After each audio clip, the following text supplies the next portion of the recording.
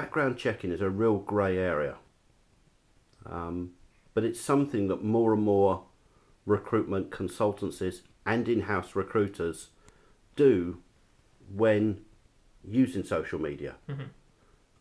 But as we were discussing earlier on, without case law, people still do it.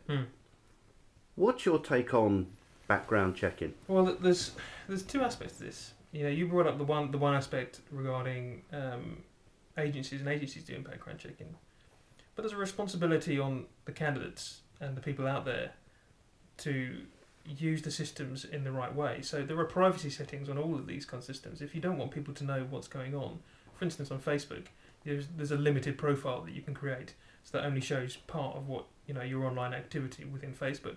So there's two sides to it. If you don't want people to know, if you don't want potential employers to see what you're doing on Facebook, then you need to be aware and set your privacy settings correctly. Same with LinkedIn, same with Twitter, same with YouTube. It's understandable, yet you can't always have control of the stuff. You can have control of the stuff that you're putting on, but not what others are putting on. But you just need to be as wary as possible. As for agencies using these tools to do background checks, well, I'm of the opinion that if it's out there, if it's online, then it's fair game. And if I can get access to your Facebook page or your LinkedIn page, then that's part of it. I mean, LinkedIn should be out online. I mean, there's no reason why you should have a private version of your LinkedIn account. I mean, for me, I see my LinkedIn account as my online CV. I also see it as my link to my kind of business community online, and so I want people to have access to it. I want people to see that that I now work for Empresaria, that I'm the digital strategy manager for Empresaria, and that anything that works or anything that goes around it, so if they're a potential supplier, they know where I sit within the company, so they can contact me regarding those relevant issues. And I leave it open. I have a Twitter account like everyone. I have a Facebook account like a lot of people do, and those are also open. But I do so have kind of limited versions of those. And if I ever feel that in a situation where I think I need to use that, I just switch it on for that potential contact. Again, though, it's very rare that I do that because I believe in the power of social media, that it should be open, it should be, and not that I want it necessarily to be a diluted version of what I do. I just don't put up pictures of me at the weekends out with friends or anything like that. If someone else put those up, well, then that's their prerogative. But again, agencies and employers have to understand that people do have a life outside of work, and that's potentially something that they want to tap into, not necessarily want to avoid as well. I always like to chuck a real curveball question in. The candidate experience. Mm-hmm. This recession has been, to say the least, pretty bloody. And I suspect over the next 18 months, the blood's going to continue to be on the carpet. I think unemployment will go up. This wonderful industry that is recruitment, and to some extent has been pretty much dragged through the mud over the practices, the lack of callbacks, the lack of CVs being contacted. I'll call it spam auto-deletes. What's your take on the industry's responsibility for what I call a candidate experience, but equally maybe a bigger debate around, for want of a word, telling the truth to candidates about what they're really getting into when they talk to a recruitment consultancy? Because to me there's a lot of misunderstanding. What's your take, James?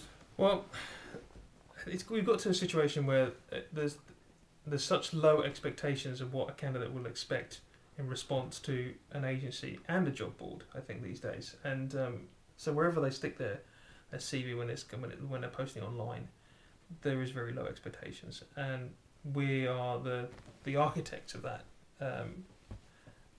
From either the fact that we've been overloaded, we've been damaged by our own success because we've been getting in too many CVs that we just haven't got the capacity to deal with them, and so you end up building systems in that will automate the process of responding to them. So that's probably the situation that some of us are still in, and that some of us were in. Social media has given you an outlet now to handle more of those kind of questions and more of those kinds of situations, but with more and more unemployed in the marketplace, there is going to this issue isn't going to go away. There's still going to be more and more CVs coming in, and so we need to try and somehow deal with all these CVs coming in. I don't have the golden ticket. I don't know how to deal with it. There's auto-generated responses which just say thank you very much. We'll get back to you in 24 hours. But if a very small agency of 10 people in an office gets flooded with literally hundreds over a week, then there's no way that they can be all responded to. So there is a certain responsibility on whoever the agency or board is to be honest and say, even though we've received your CV, that there's been a particularly high volume. If you don't hear back from us within a certain time, you'll have to just presume that you haven't been particularly successful. It's harsh, but there's also a certain amount of educating of the candidate in those kind of situations that it's just almost impossible for us to get back to every single person. I can't. There's no human way of dealing with it. I can't see to deal with. If you're a small company, literally, you can't call back hundreds of people. It's absolutely impossible.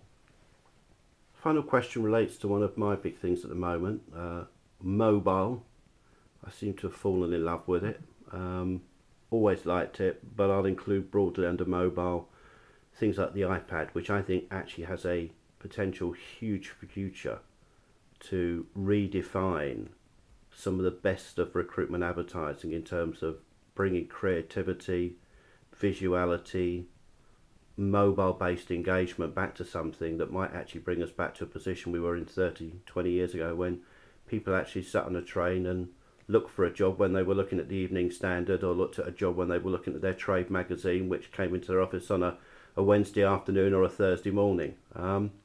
What's your take on mobile? Is it going to have an impact, or am I just overhyping it as usual? Well, it's interesting. I mean, for years and years, we've been told that this is the year of mobile, and I think I've heard that for the last 5 years. And now I don't think there's ever going to be one specific year, but over the last kind of couple of years, especially since the iPhone and the new generation of smartphones have come out, you've started to see people dipping their toe into the water. And at the minute, we've seen mobile applications for job searching.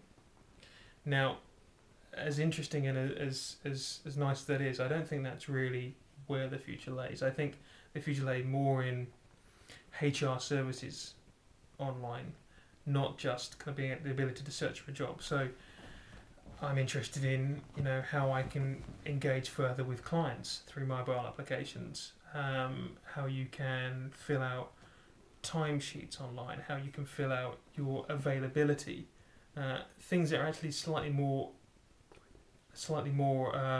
applicable to you as a candidate and to as a client than just searching for jobs online through a mobile application. So I think there's we still got a little way to go, but I think the direction is bringing some very specific mobile HR activities into the mobile arena. I think that's the way forward. Absolutely brilliant. Thank you very much indeed. Cheers, thank you.